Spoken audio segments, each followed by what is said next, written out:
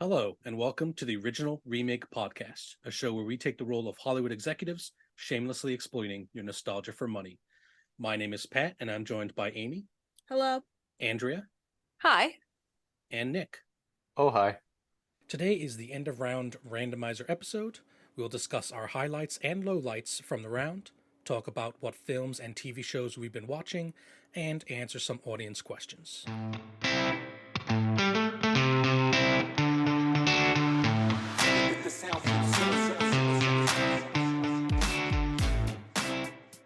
All right, so jumping in, this is kind of the final episode of the round where we kind of do an overview of the past four films that we've quote unquote remade. And first question is, what's everyone's favorite film of the round? I think I'm pretty much going to speak for everyone here. Failsafe kind of knocked it out of the park. Yeah, I agree. I had a good pick. Yeah. The Yeah. choice was good. Oh, wait, let's do this. You can't pick your own, Andrea. You Damn gotta pick it. someone else's. Ooh, yep. Well, then I abstain. No, you can't do that. Nice try. It's against the rules. Did you not read the contract when you signed the pod up for the podcast? 1/3 of your soul. That was included.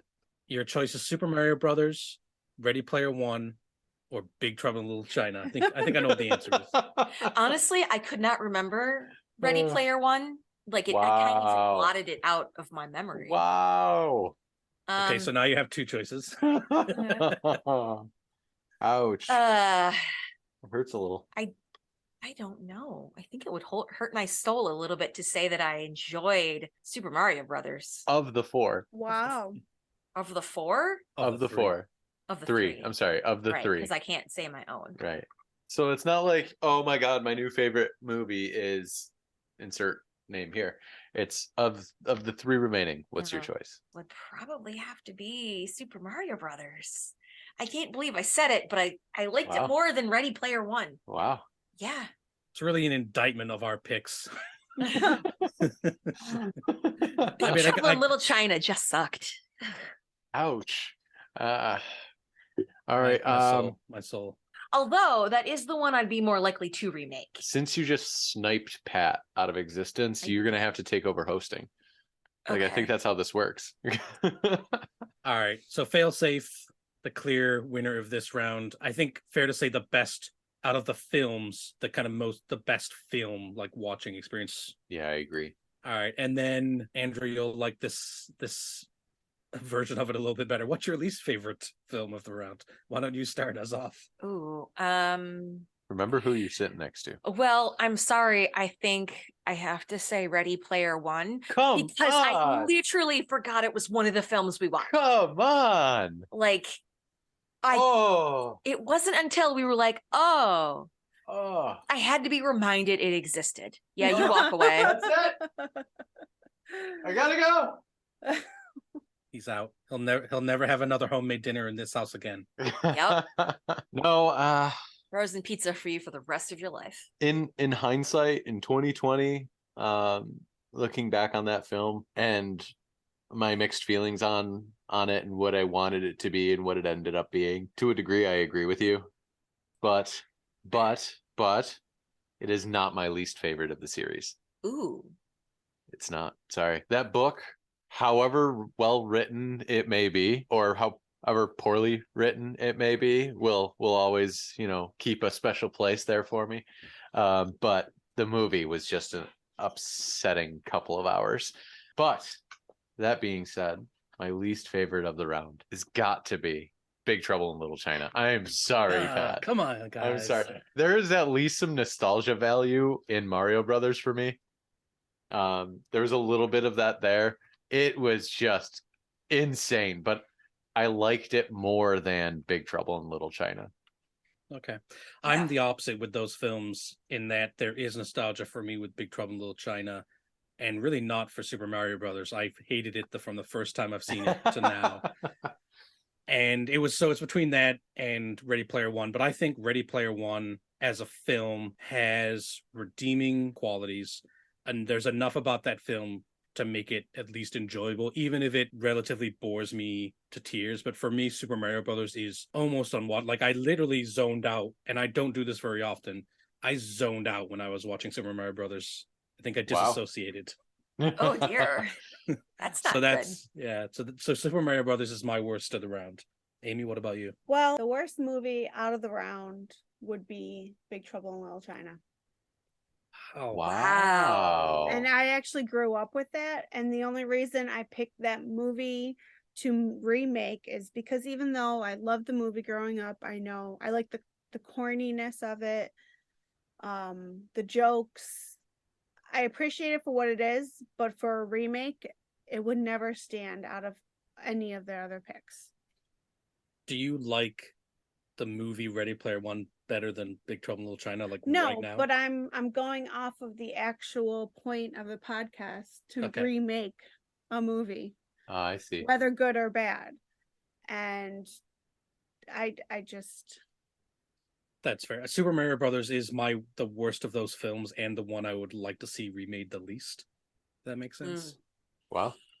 I don't know. Well, lucky you. There's going to be an animated remake recently announced With Chris Pratt, my favorite person in the whole world. too bad they didn't get Pat's notes before. It would have been a completely different movie.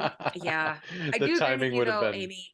I feel like that Big Trouble in Little China would, like, even though that would be the one that I like to remake, I do think that it would not hold up if it were remade unless it had some serious changes. Like, I don't think you could get away with a movie called Big Trouble in Little China today and have it not be like panned for being racist. No. We talked about that We did? in that episode. We absolutely talked That about was that 2 months because ago. I don't remember. that was the book by the cover. That was that kind of, book by its cover judgment that it probably deserves, but actually watching it, you see how completely wrong that is. But one thing that we talked about was that based on the cover art and based on everything having to do with the movie, it was billed to be not like, it was billed so that it looks like a typical 80s action flick. Right. It did not say anything on the outset that it was actually, parodying that to a certain extent. I mean, we could go down the rabbit hole of what you need to market in the 80s. And I think they did what they needed to do to get that movie to market. I mean, but actually seeing that movie and actually watching that movie, it's a completely different thing than what you see on its cover. And having casting, I think we talked about this during the podcast, the amount of kind of Asian actors they cast in important roles as well, right? And the very idea that Jack Burton, the white guy, is not actually the hero as part of like the joke of the film, I think is something truly genius. I will say, I do feel like if they remade Big Trouble in Little China, it would bomb super hard at the box office. I want to be clear that my desire for a remake is not out of any quest to make money for the studio. It would bomb super hard, and then a bunch of remakes like this would be immediately put on hold by studio execs because of it. Absolutely. It's like, I don't know if you guys have seen this. They did almost a remake with all the same actors of Coming to America. Maybe about a year ago, and I was really excited about it because I loved all the actors in it growing up, and it was absolutely horrible beyond belief. They tried to remake Bill and Ted's, which they did, not the same feeling. So well, that was the Bill and Ted one was more of a sequel. It has their daughters in it. Was the Coming to America. I feel like I didn't hate the new Bill and Ted movie. A better storyline to remake it. So far as coming back 20 years later to remake a dead franchise, I mean, I'm not none of those. It's never going to be hitting it out of the park if that's your starting position. But I feel like it was fine. One of the movies that I thought about putting on a list. I don't know if it's on our list of things to take a look at. Was going to be Total Recall, but they did. That is on the list. It is on the list. Oh, it is on the list, and it is on the list. But I really don't hate the remake, the Colin Farrell one. It's not that bad. I don't hate the remake. I don't know. Ignoring that remake existing, it was one of the movies that I thought that we might throw on this podcast and see what happens. Yeah, you can because it's different from the original It Arnold is. Schwarzenegger one. I have a theory that if you took the Total Recall remake, just changed the name and pretended it was a different movie, no one would have noticed. They'd have been like, "Oh, what an interesting generic sci-fi action film starring Colin Farrell and Jessica Biel. I'll watch this. Cool."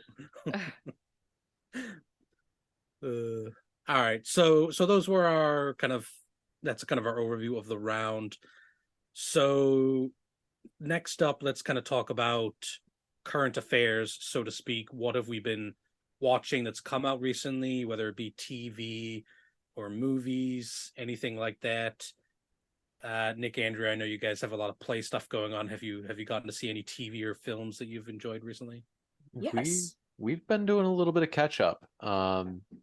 There's a new season of Star Trek Picard coming out. Mhm. And I know it's, going to be 99% fan service, but as a Star Trek Next Gen kid, I'm really okay with it. I'm kind of okay with it. Yeah.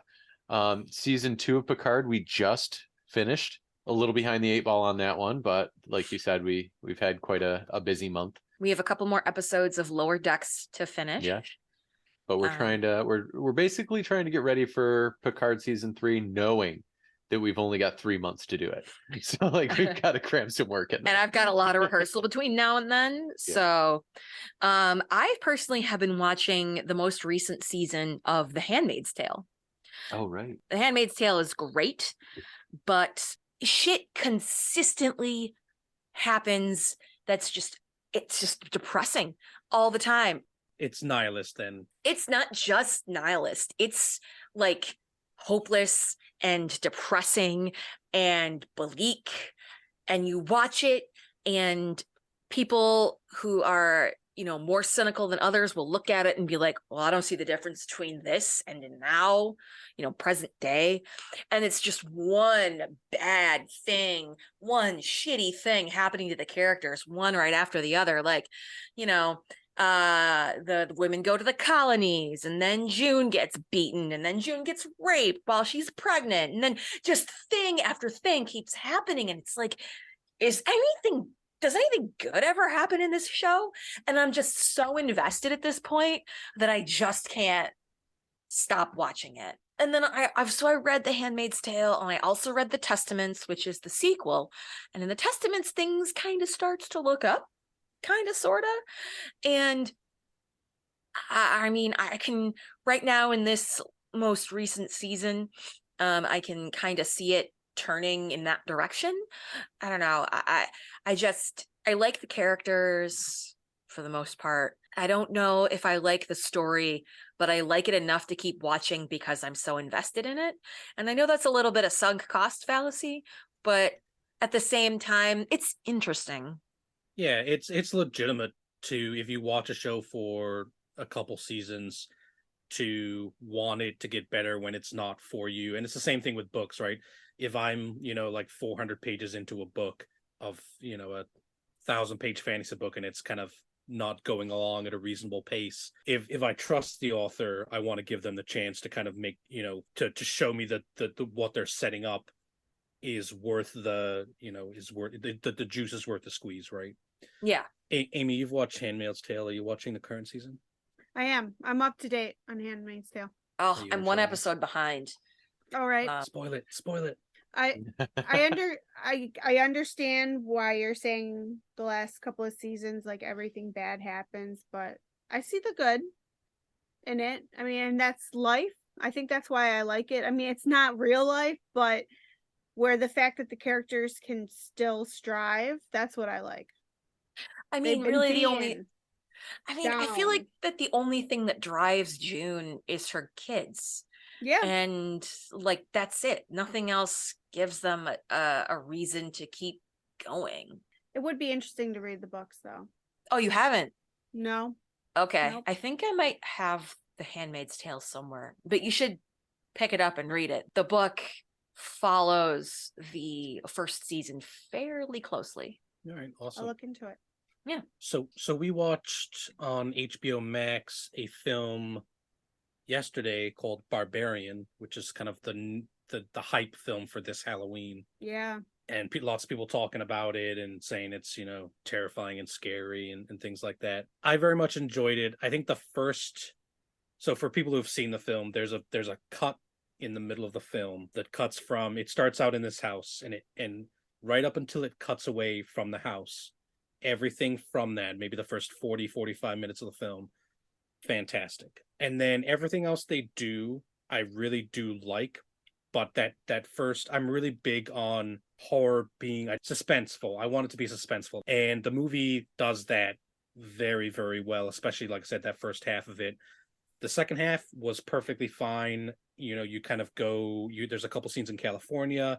There's a couple scenes that take place back in the 80s, which are excellent, very well done, but the landing doesn't quite stick as well as I would have liked it to, and I don't know what I would change to make it better. It's just by the time we got to the finale, I was like, yeah, I get it. We know what's going on, but that first, like, they go into this house, there's something weird about this house, they're exploring this house. That was like 10 out of 10 horror for me. I think it's worth it if people haven't seen this movie to take a look at it. Yeah, I think so far as horror movies go, and it's worth the shock value. And yeah. Would you don't sell tell too that much movie? into it. Would you sell that movie to someone who doesn't like horror movies? Yes, because Okay. I'll give you an example, and this is not really a spoiler, but you could probably get a lot of this from the trailer. That first section of the movie I'm talking about, like the first 40 to 50 minutes, there's one kind of jump scare-esque thing that happens in it, and that's it. Okay. Everything else is Yeah. suspense, it's Character driven. mystery, it's drama, because you learn this in the first like 30 seconds. There's two people that double book a Airbnb. So Okay. they both booked his house and they end up staying in the house together. That's kind of how it starts. And so what they did is they did this brilliantly, because Amy even said that, oh, this guy's got to be the villain. They cast one of the people who is staying in the house as the villain from the clown from It. So as soon as Amy saw him, she's like, he's got to be the bad guy. And I'm like, no, it's too obvious. It's not going to be him. Was he the bad guy? He was not. Oh, That's kind of a spoiler. Maybe Way I'll to cut this out. spoil. Jeez. Yeah, if you're not a horror movie person, but you like kind of, if you liked Mike Flanagan's The Haunting of Hill House or The Haunting of Bly Manor, where again there's not very many jump scares and it's more of a kind of creepy story, like a suspenseful creepy story, I think you'll like this. Okay. It has its kind of like metaphor, like pretty close to the surface. You don't have to dive deep to get the metaphor. Justin Long is in this film also, and he's the primary character that kind of brings the metaphor of like who's in control and taking control and actually being sorry for the type of person you are, the actions you've done. So in that regard, again, the metaphor is very close to the surface, and it's not a very deep movie at all. But horror movies don't have to be. So I would say if you don't like horror movies, but if you're looking for something suspenseful, I think this would still work for you. It's not a Saw type of movie. It's not like one of those films where like part of the horror, I'm gonna put quote horror in air quotes because it's not very terrifying to me, is just like doing horrible things to these people. That does happen in this movie, but that's not the point of this movie. If that makes sense. Yeah, for me, it's the unnecessary gore. Like some people are like, "Oh, cool! Look at those special effects," and I'm just like, I am not interested in even imagining what the inside of a human body looks like. That's why I went into an IT job. Yeah. People are squishy and gross. Correct. And a computer can always tell you what's wrong with it.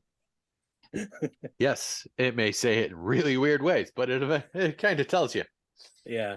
No, I think you'll like this movie. There's obviously it's a horror movie. There's some gore, but there's nothing exceptionally over the top. So okay, sounds good. I might have to check that out. Yeah. I also went to the theater to see Amsterdam. Did you see this with me? No, I did not. Okay. Amsterdam is kind of a drama, comedy, noir film based post World War One, and it has to do with a fascist based loosely on something that actually happened, a fascist uprising in America. What happened was after after World War One, you get I think it's during the Great Depression, a bunch of Wall Street people basically want to replace President Franklin Roosevelt with this army general veteran from the First World War, and their scheme is terrible. I can see your faces; you're very confused that this thing actually happened. No, I'm No. sorry. I don't mean to derail things. I was trying to follow along, and I punched in Amsterdam 2022 into Google, and the first result that comes up, go ahead and give it a try yourself, is Go Fish, an animated comedy. Like, it doesn't make Like any it sense. makes no sense whatsoever. That's why we're You sitting scroll here down being and the like, first result after the sponsored bit there of like showtimes and whatnot is the actual IMDb page.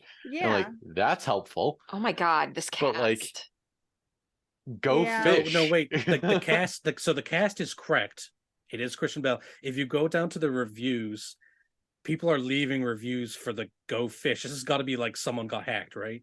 Right? Like it doesn't make any sense. I hate this movie so much due to the poor animation and cringy voice acting. Right? Like I don't know what happened to Google. I think Google got drunk and needs to go home and sleep it off. That's bizarre. I wish we could show the podcast listeners what we see here. Weird. And then like I'm going to edit this out, but I might put it at the end of the podcast. And then on the Okay, right a side little of the blooper. page where it says about, it's got the trailer for Amsterdam. It does. And then it Yeah. says a brave young parrotfish and his friends cross the ocean to find the source of a mysterious black goop. What the And then hell? it Black continues. goop. Yep, invading their idyllic undersea town and discover a way to fix the problem before the coral reef is destroyed. And then underneath it goes release date October 7th, 2022. Yeah. And it's got the director. It's got the director of Go Fish, but the producers are from Amsterdam.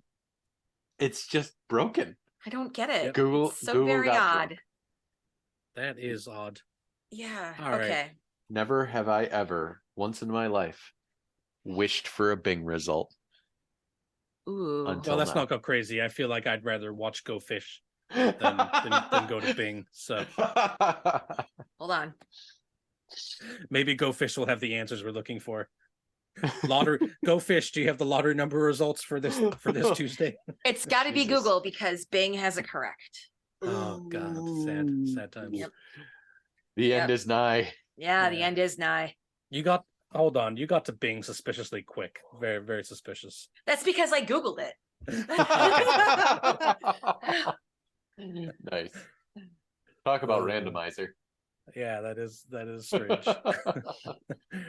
You All kind of got to leave it in now because it's right on point for being random. I know. How do I untangent myself back onto this movie?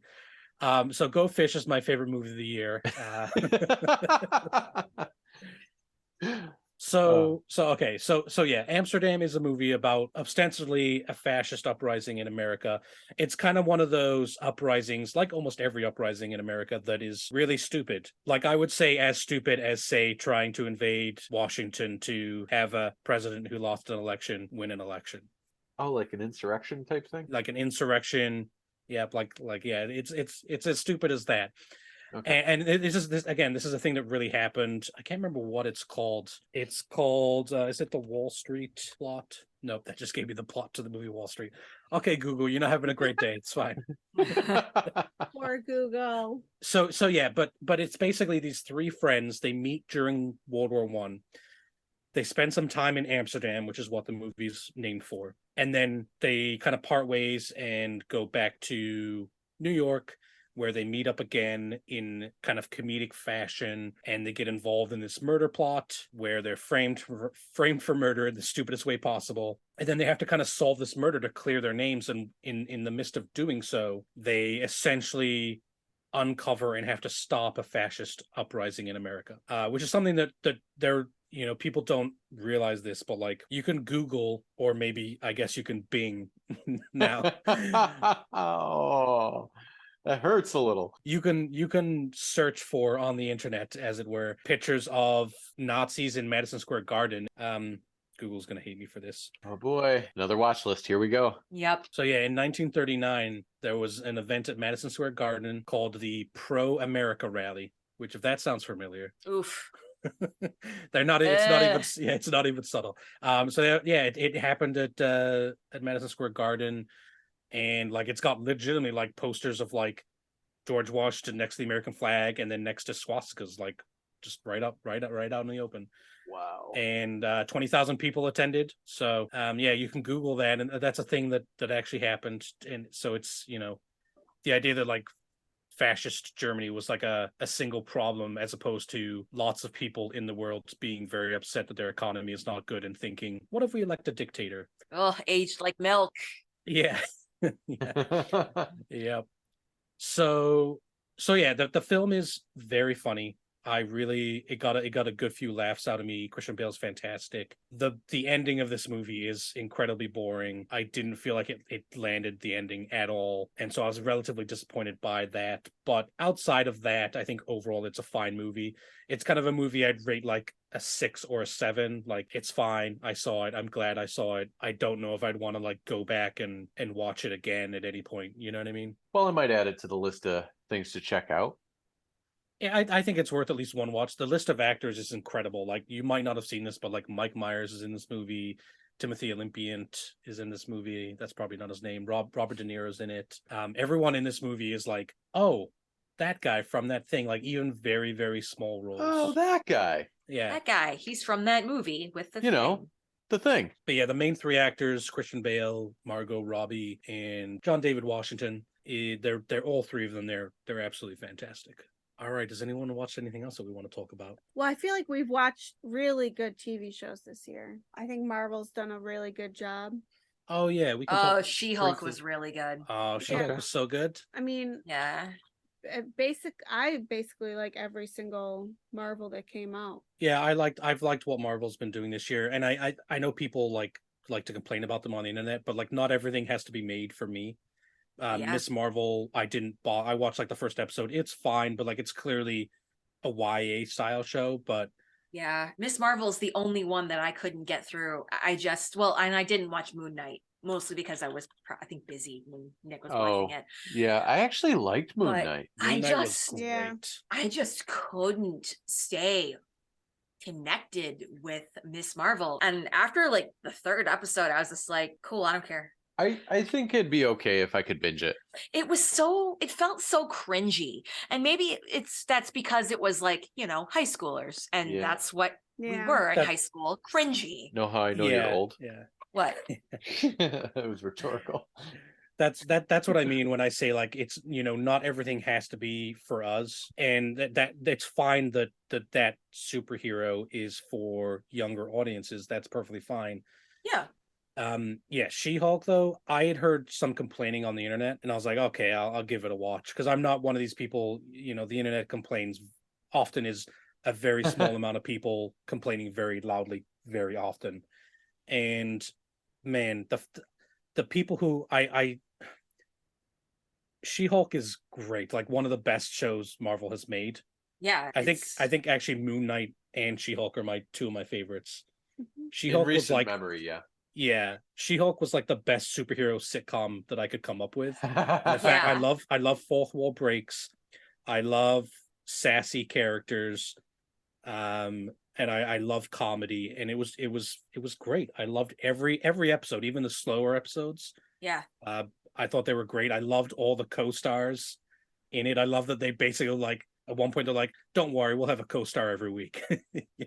Yeah, she called it out. I love Daredevil's oh my god, yeah. inclusion. That made me so happy. Daredevil better be back with a new season soon. Yes, it is. It is Born Again.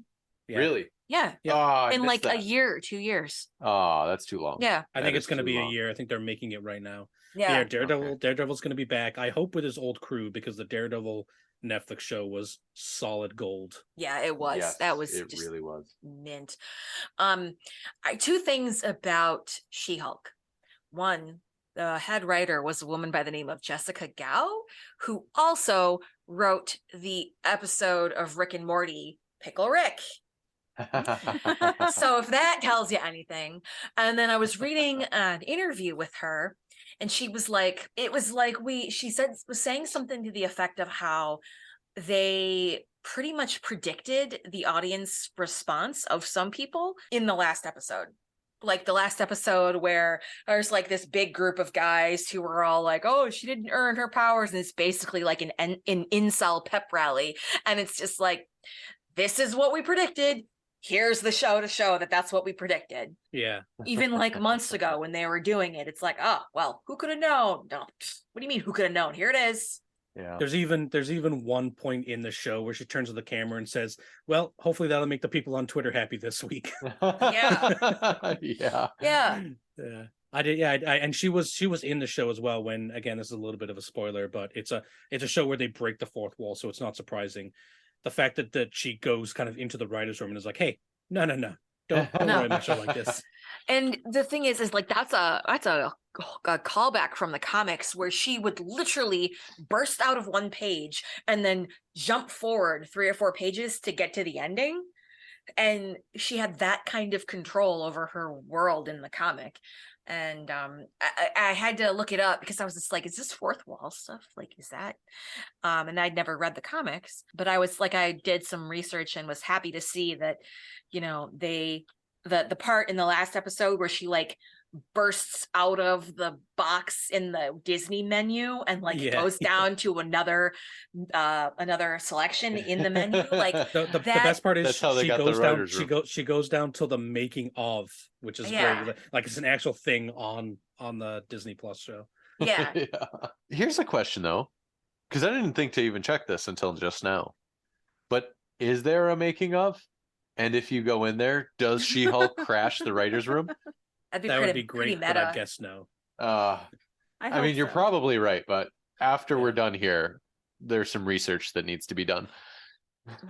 I would say if you haven't seen She-Hulk and you like Marvel stuff, but even if you haven't kept up, you can watch this. There's one scene in particular that people on the internet really hated, and that is the twerking scene with Megan Thee Stallion. Now, everyone I've heard on the internet who doesn't like this hasn't watched the show, because that was the payoff to an episode-long beeline plot that was hilarious, and was one of my favorite episodes. And the fact that they do that as like first off, it's an after-credit scene, so I don't know why you're even it's not even part of the TV. It's literally not part of the plot at all that they twerk, but it was funny. She shows up and she goes, "I want you to be my lawyer," and then they twerk. It's just a funny afterbit to a very funny beeline of an episode that ties into like the A line eventually, as most sitcoms do.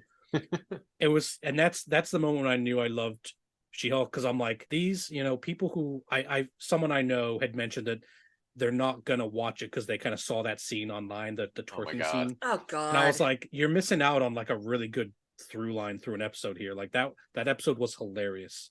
Over something so silly too. Yeah, I know. Like, you're gonna write off. You're going to pass judgment on an entire series based off of a 30-second post-credit scene.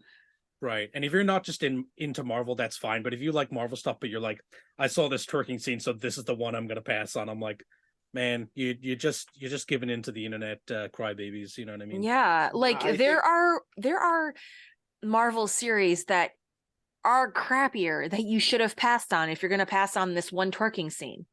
Iron Fist. But no, seriously, I think it's just a scapegoat for, you know, the haters to have a quote unquote legitimate reason to hate it and pretend like they're not. Yeah. Marvel isn't perfect. There's definitely things to not like about the Marvel productions. She-Hulk isn't one of them. It's fantastic. Yeah. All things considered, it's a pretty good film. Absolutely. Or pretty good show. I hope we get a season 2. Oh my god, me too. We have to. I feel like that Eternals, that horrible bomb, that was bad. And I think that should have been a miniseries. Like there was so much stuff going on and the characters weren't developed well and it just kind of was meh. I didn't hate it as much as most people hate it, but it's not their best, but I think people hated it for the wrong reasons, right? I do think it would be better as a miniseries though, where you could devote time to each character, as opposed to like there in the Eternals, there's literally a main character who, for plot reasons, goes, "Listen, guys, I'm not going to be in the final fight. I'll show up again at the end. Okay, bye." And I was like, "What?" Which character is that again? The actor's name is Kumail Nanjiani. Oh yeah. Okay. He literally just kind of walks off set, and he's one of the main comic reliefs of the film.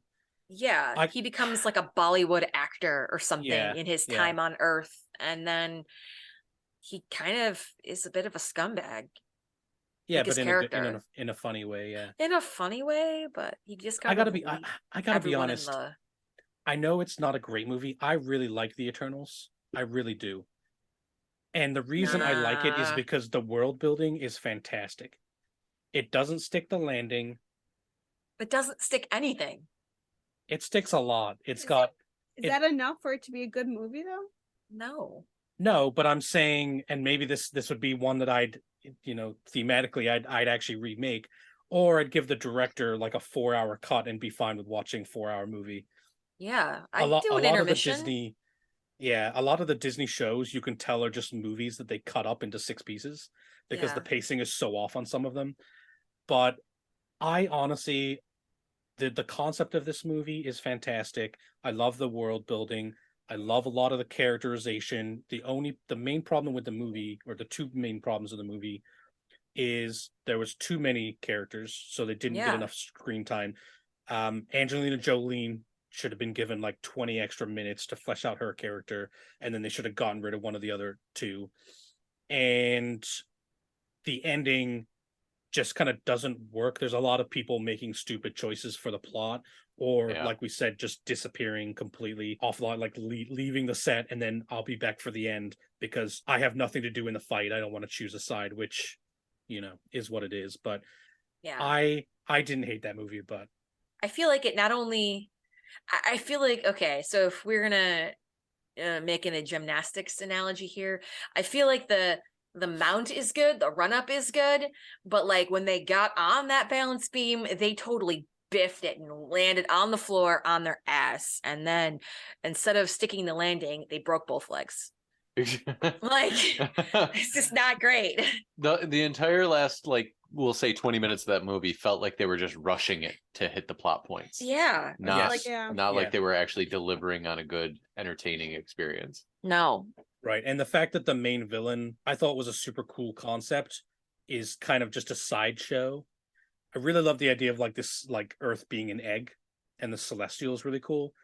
By the way, no shows mentioned that it happened. Right, She-Hulk's not like, oh yeah, there's a giant hand sticking out of the ocean now. Like, right, yeah, nobody cares. I would like to see an Eternals 2, or maybe an Eternals miniseries, but the problem is that cast, you cannot pay that cast to be in a miniseries. It costs so much money. No, but they could have recast it for a miniseries. Yeah. Yes, I agree. But okay, fair. It's certainly not a great movie. I still enjoy it. I like it a lot better than Black Widow, which for me is one of the worst MCU movies. Yeah. They did Black Widow dirty. And I think I went into it with too many high hopes.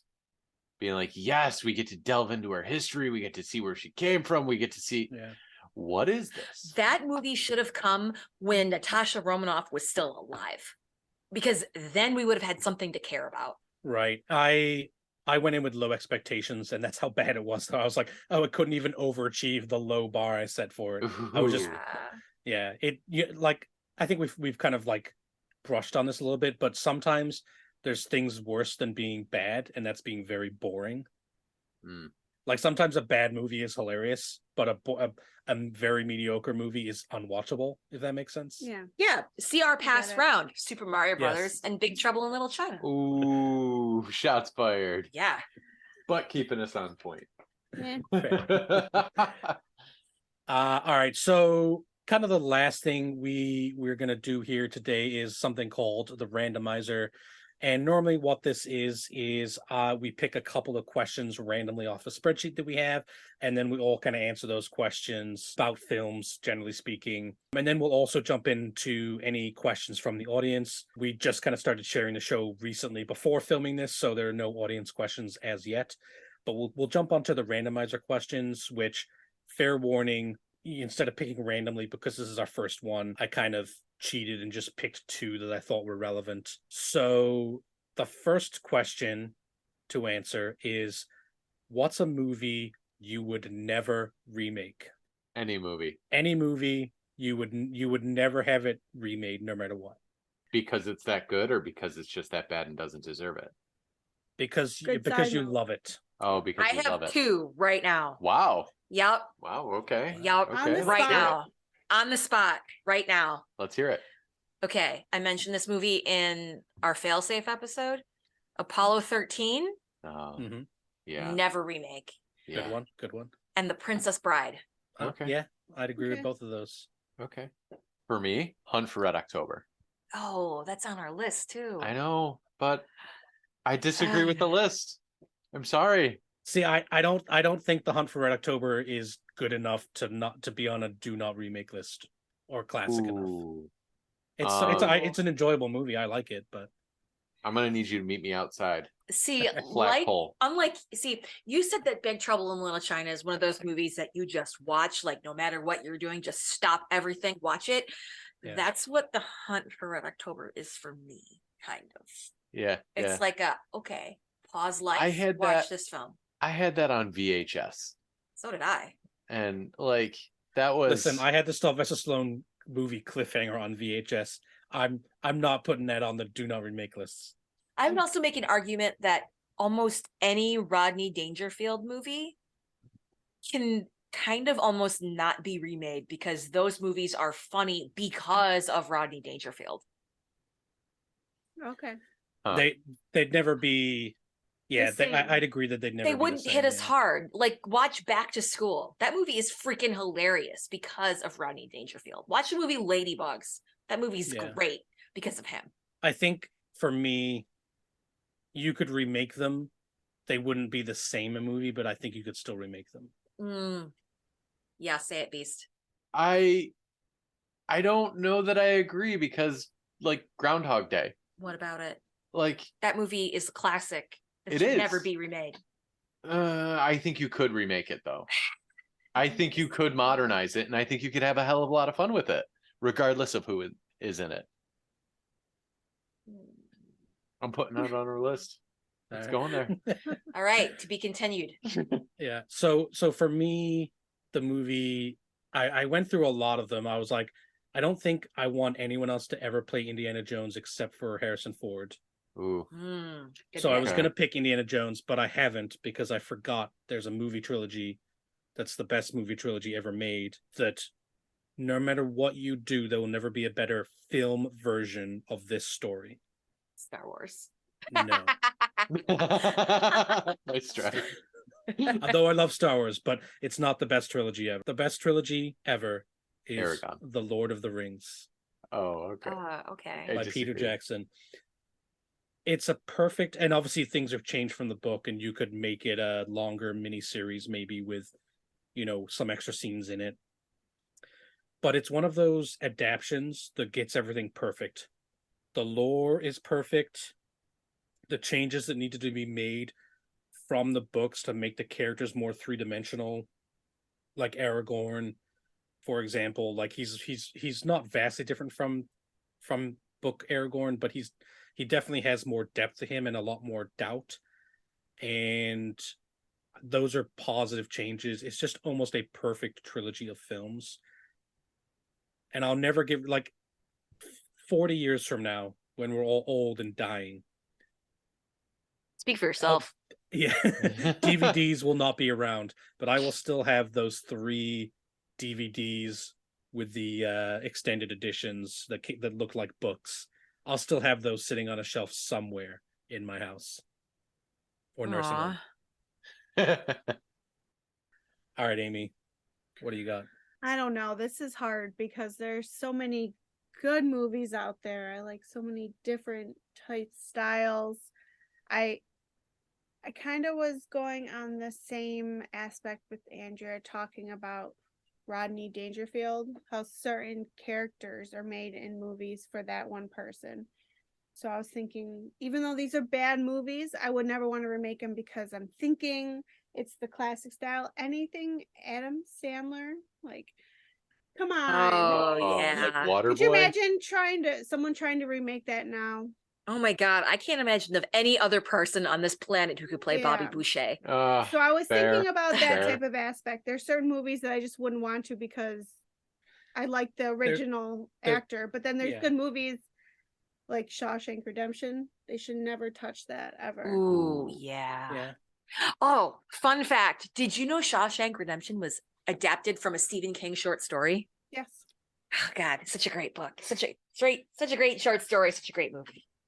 He does some good ones and some really bad ones, which is why I like him as an author. I think honestly, the He's thing got about really bad books out there. sure, but they're very readable either way.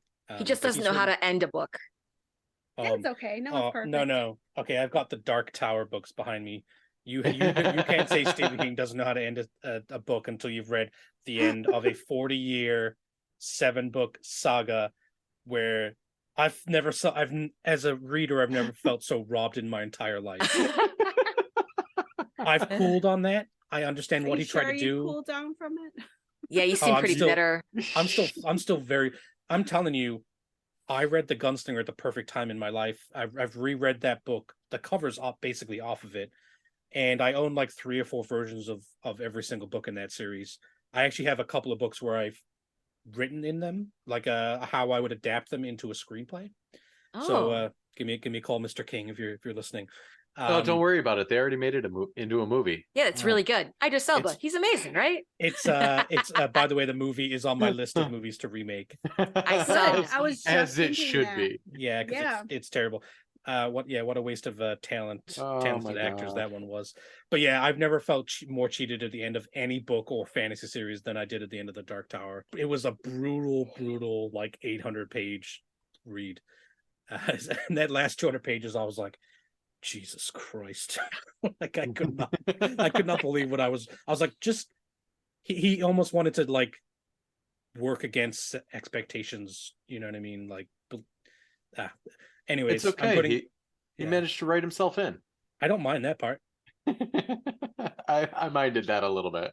I thought it was cool actually. I minded it in the beginning and then it worked out for me it worked out okay, but yeah, I think the thing with what Andrea and Amy, what you're saying with actors is like when actors are specifically known for something for a very long time.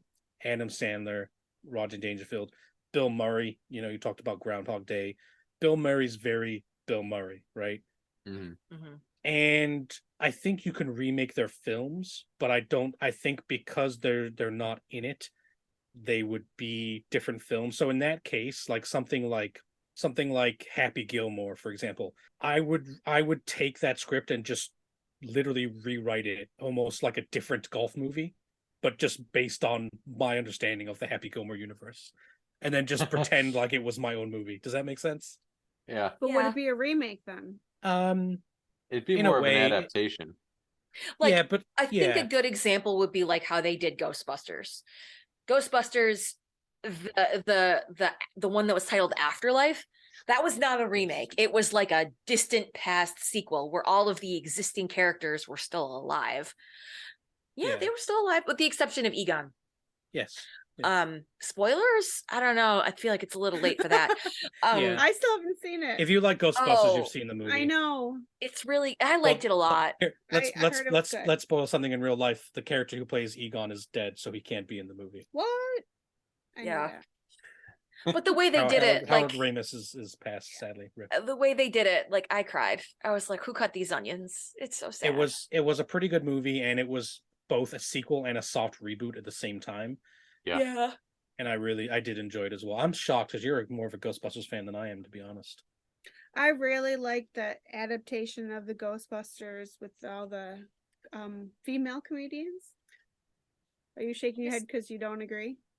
It's not a good Aw. Ghostbusters movie. I actually thought all those people I are thought very it's talented, funny. and I don't. Yeah. There's a lot of people who hate it out there because it's a woman Ghostbusters, and therefore their job is to hate it very loudly That on the could be internet. why I actually just liked it though. But the movie was great, except from the fact that they called it Ghostbusters. If you just made a random movie about ghostbusting and put them in it, it would be funny. But as a Ghostbusters movie, like the last like hour was like just not interesting to me. Whereas like Andrea, to your point, Ghostbusters Afterlife was really A good impactful. story. It had a really good conclusion. It was very emotionally impactful, and it felt like it fulfilled all its promises, and that there was room to like move on to a sequel. Whereas the 2016 one was very, very generic. Agreed. You talked Okay. me into it. I'm good at that. Mm-hmm. All right. So kind of the second randomizer question. If you're listening to this, it's going to be very close to Thanksgiving. So even though I walked into a grocery store on Halloween and the Christmas stuff was already out, to my dismay, Oh my goodness! it's not right? Christmas yet, but it will be kind of holiday time right around the time you're listening to this. And so my next question is, what's your favorite holiday film? And it can either be Thanksgiving related, Christmas related, New Year's related, or if you're, I mean, I don't think any of us are Hindu or Muslim or anything like that. So, but any holiday you want to pick, it could be any one of those. I'm pretty boring. I like the classic Christmas movies. I can't go without a Christmas without watching A Christmas Story. I've never seen that film. What? Well, Oh Whoa! my He's not from god. America. He's not from America. Oh yeah. We don't have Christmas in England. Nope. And then Elf. Those two. Elf is I do Elf enjoy is Elf. great. Yeah. I mean, I like the classic Nightmare Before Christmas. You got two Oh, hell yeah. holidays in one. Yeah. Yeah, some people will disagree to what I'm about to say. If they disagree, fight me. Die Hard is the greatest Christmas movie of all time. You know what? I'm not even going to argue. I'm perfectly happy with Die Hard being a Christmas movie. It Die takes Hard is place a during Christmas movie. It Yeah. does. Yeah, It some people does. say it isn't. You know, It takes place at Nakatomi Towers on Christmas Eve.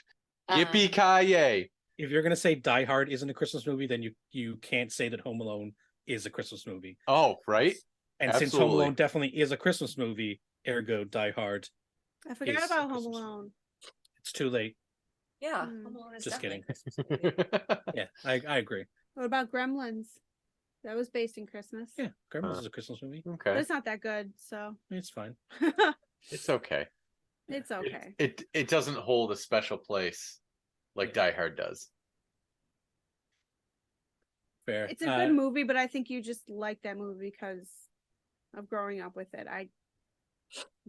I'm not a huge fan of Die Hard. Fair. Sorry. I'm a huge fan of the Die Hard movies because I'm one of those people that I grew up loving my dad's movies and what he watched. And I got to see a lot of great movies way before I was old enough to see them. And B, I got to see just period a lot of great movies. And you know, he growing up kind of being able to watch those type of films, it's great. For me, I'm gonna go with a Thanksgiving movie because, and this is one of the films that kind of you see when you're young because your dad watches it, and you kind of fall in love with it. This is Planes, Trains, and Automobiles. Oh. And this is a Thanksgiving movie, and it's perfect in almost every way. It's hilarious, it's heartwarming, and those two go together so well if you do it right. John Candy plays kind of a lovable but idiotic it's not a joke. He plays a shower curtain ring salesperson. What? I did not know that was. Oh my god, I forgot about that. I've never seen it. You haven't seen it? You gotta see it. It's so good. Oh, It's pretty wow. funny. Okay. Steve Martin plays a business executive trying to get home to his family for Thanksgiving into his kind of yuppie upper class neighborhood. And the airport cancels all the flights. So John Candy kind of loops him in and says, "Hey, I'm gonna get you there. Here's what we'll do." And Steve Martin's like, "All right, fine." And they go on this insane adventure where they get stuck in a bunch of different places. The plane kind of has to emergency land somewhere.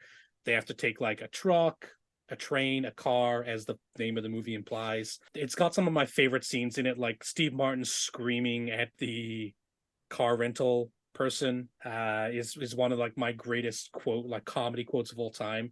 But Steve Martin and John Candy are comedy kings, and watching them interact in this film is fantastic. And the end scene is a gut punch to your heart. It really is, when you figure out it's one of those films. And Andrea, for you, I won't spoil it, because Okay. you're going to watch the movie, and then the end of the movie is going to change the rest of the movie for you. I feel like this movie's been out there for so long. I can't believe you haven't seen it. I demand that you see it. It's almost as old as you are. Wow, shots fired. I need I love it. I mean, Thanksgiving is right around the corner. So wait, you said There you he's go. coming home for Thanksgiving or Christmas? For Thanksgiving. Yeah. Ah, Yeah. okay. He works in a magazine or a newspaper place in Chicago, or he's in New York, and I think he has to get back to Chicago. But yeah, the very last scenes of this film are a gut punch, and if you don't feel emotional, you have no soul. Wow. Ooh. Whoa, And it's those got a are good words. song at the end to go with it. How So come I don't remember the song? there's like a song that play. You know how like it's not a specific song for the movie, but like you know how like movies some like would end with a song, as they fade to black. Okay. Yeah. So you should definitely see that film. That's my pick. Andrea, do you have a holiday film? Did you already pick? I can't remember. I do. It's a variation on kind of the same movie. So I would say a Muppets Christmas Carol. And then if I could do like a 1A, another version of a Christmas Carol that is my favorite is a TNT made for TV movie version of the Christmas Carol, but it stars Patrick Stewart as Scrooge, and it is friggin' amazing. Wow. So I thought you were going to go with the Bill Murray version of Yeah. Scrooge, No, but all right. no, Patrick Stewart. Now, real look it good. up so I can see what she's talking about. Yeah, Patrick Stewart is the guy from Star Trek. I know who he is. it's I think it's hard to find because it the first time I saw it, it was like a TNT. It's a movie. TV movie, yeah. Actually, Yeah. Warner Brothers owns it, so I bet it's on HBO Max. Oh, there okay. you It's go. so good. I really like it. All right, awesome. How do I end this version of the podcast? That was fun, guys. It's too energetic. Too energetic.